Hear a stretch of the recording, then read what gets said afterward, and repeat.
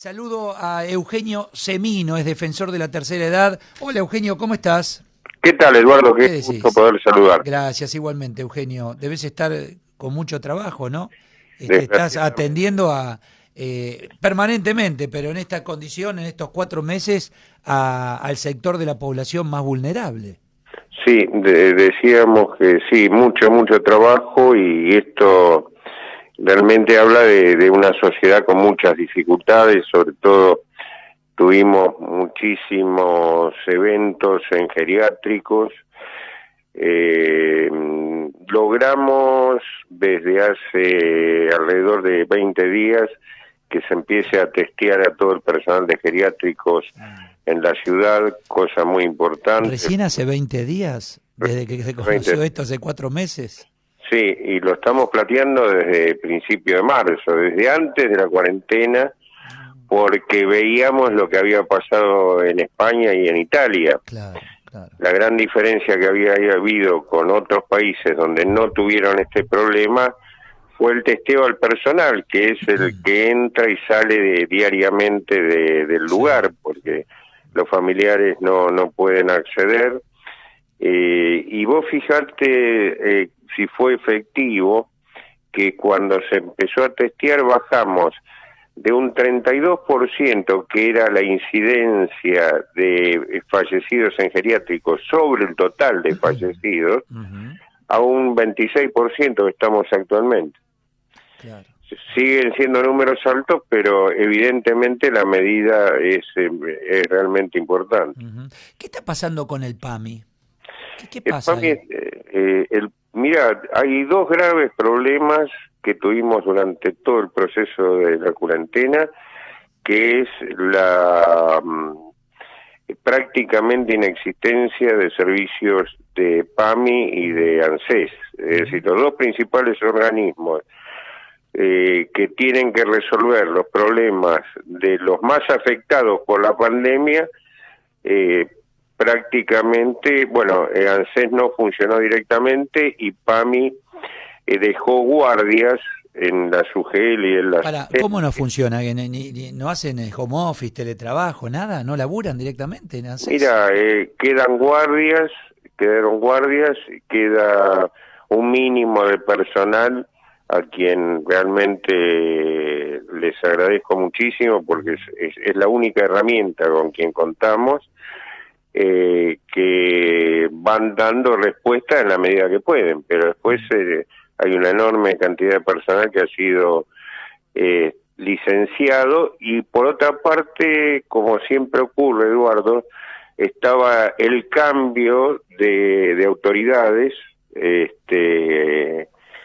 que cada cambio político que hay, viste, se remueven a gerentes, directores y demás, y sorprendió la crisis en el medio de esos cambios, por lo cual es letal. Es la falta de continuidad en términos de políticas de Estado. Política de Estado. ¿No? Cambian los gobiernos. ¿Y con el PAMI qué pasó?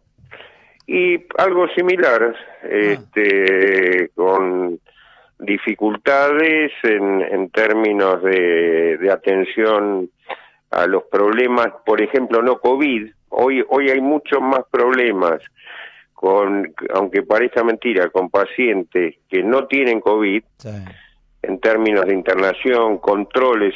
Se suspendieron todos los controles oncológicos. Es que lo acabo de decir, Eugenio, la vida no es solo COVID-19. Exactamente. ¿No? Efectivamente. Pero mira, hemos tenido a hoy realmente unas peripecias terribles para poder internar pacientes que tenían que llevar una obstrucción intestinal, cuestiones urgentes y necesarias de atención. Sí, cantidad de cuestiones por fuera de lo que es COVID o este coronavirus. Punto. Exactamente. Y después cuestiones absolutamente insólitas. Por ejemplo, no se habilitaron los centros de rehabilitación, de fisiatría. No se habilitaron a la prestación de servicios al día de hoy que estamos hablando. Y esto implica que un paciente que ha tenido una patología severa como una ACV Si vos no haces la rehabilitación en forma inmediata del evento, es posible que después esa persona queda con una invalidez mientras que podía haberse rehabilitado, o cuestiones mucho más frecuentes como son las fracturas de cadera, necesitan hacer fisiatría. Bueno, ¿y dónde está el problema? ¿En el médico, en el prestador? ¿Dónde? ¿En el papelerío? ¿Dónde está el inconveniente? No, no se ha hecho protocolo porque es más, los prestadores siguieron cobrando la cápita. Con los centros de rehabilitación cerrados, no es un problema de plata, sino es un problema de que no sabemos por qué no se habilitó la actividad. Ah, bueno. Y se habla muy poco de esto, ¿eh? O nada. Claro, porque se habla solo de COVID y las patologías del adulto mayor, dentro de los que me incluyo, son múltiples. Hay cantidad de gente que ha dejado de hacer, por ejemplo, los controles oncológicos o los controles cardiológicos y luego entran a los servicios por vía de una urgencia. Y ahí te dicen, lo primero, a ver si tiene COVID. ¿Y hay muertes por fuera del COVID-19 que no se están contabilizando? Imagino que sí. Sí. Inclusive, yo acabo de hacer un planteo a los diversos ministerios de salud. Vos viste que cuando se evacúan geriátricos, que son muchísimos, porque hay COVID extendido y demás, vemos en la imagen, nos aterroriza la evacuación, los abuelos que son llevados de un lado a otro, qué sé yo. Bueno, son tantos los que fallecen por COVID como los que no quedan registrados, que son pacientes que no tienen COVID, pero en esos traslados que van a una internación de agudos, de esa internación de agudos a otro lugar, que hacen 120 días que no ven a su familia, fallecen casi a la par de los que tienen COVID. Y nadie los contabiliza. Y no existen la contabilidad, porque mueren... Es más, y yo imagino que muchos pobrecitos deben morir, no sé, de una caída por cadera y después terminan muriendo, y tenían COVID-19, pero no fue el motivo de la muerte. Exactamente, mira, yo tuve muchos años los geriátricos públicos a mi cargo.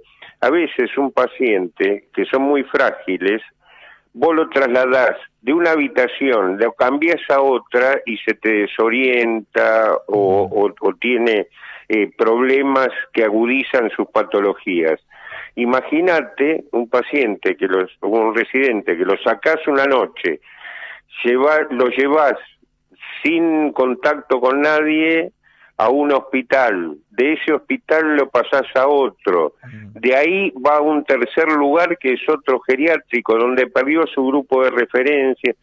La gente que trabaja en el geriátrico es la familia sustituta. Que los trasladaron en ambulancia, que los trasladaron con todo el operativo, con los astronautas, porque el personal está vestido de forma especial. Bueno, que no le ve ni la cara a quien lo traslada, él no atiende. Efectivamente, por eso hoy precisamente acabo de cursar a los ministerios de salud para que se creen protocolos para revincular a los residentes con sus familias que hacen 4 meses no pueden ver. Mirá, yo estoy acá, tengo la lista de las distintas fases a partir del 18 de julio aquí en la ciudad de Buenos Aires. No leo en ningún ítem que tenga que ver esto que vos me estás contando. No le dieron bola a los viejos, o sea, no existe. De acá hasta septiembre.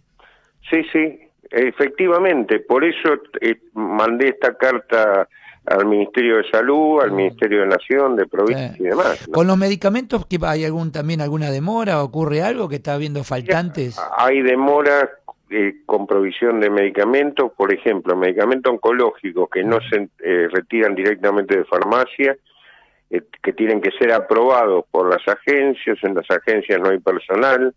Hay medicamentos que se venían suministrando normalmente a los pacientes a través de la receta electrónica y resulta que se interrumpe el suministro y no sabe. En cada caso en particular hay que averiguar por qué. Es decir, no hay una razón genérica. O sea, desde medicamentos oncológicos que interpreto deben ser los más difíciles de conseguir y más caros, hasta algo simple como un complejo vitamínico. Exactamente, y lo mismo en otro orden, por ejemplo, que bueno, cuestiones que la gente en general no habla, pero con pañales, con bolsa de colostomía, que son... ¿Y todo eso hay faltante también? En realidad hay discontinuidad en la entrega, es decir, a veces porque no pagó a tiempo el instituto, otras veces porque la droguería no proveyó, digo, las circunstancias más diversas, pero la víctima es siempre el mismo, el que las tiene que utilizar. Y el tiempo pasa. El tiempo pasa y los insumos son cada vez más caros, por lo cual no puede la familia o el propio paciente comprarlos, ¿no? Sí, sí, te entiendo. Y hay otro tema, y te concluyo porque sería una larguísima lista. No se preveyó ningún tipo de ayuda extra para el jubilado, por ejemplo el de la mínima, que son 4 millones, que cobran 16.000 pesos. Y vos fíjate que la mayoría de esos jubilados, mientras les dé la salud, siguen trabajando en la vida común, haciendo changas y demás, que ahora no las pueden hacer en la cuarentena. Claro, claro. Por lo cual nosotros también le pedimos a... O sea, el IFE no va ahí. No, para nada. Los 10.000 pesos no van ahí. No lo reciben. Por eso le pedimos al ANSES y al presidente de la Nación que durante por lo menos el tiempo que se extendiera la cuarentena se le provea de una ayuda como se hizo con otros sectores, sí, claro, ¿no es cierto? Claro, te entiendo. Pero no se dice que no tienen plata, que no hay no hay ayuda, así que realmente es muy preocupante. Y ¿sabés lo que más bronca da, Eduardo? Que cuando vos escuchás a veces a los funcionarios, dicen, no, hay que cuidar al adulto mayor porque el virus... Eso por teleconferencia, viste que están de moda. Todo hace teleconferencia. Menos teleconferencia y más laburo, así de simple, Eugenio. Te mando un abrazo y mantenemos comunicación permanente. Muchas gracias. Sos muy amable como siempre. Gracias, igualmente. Eugenio Semino.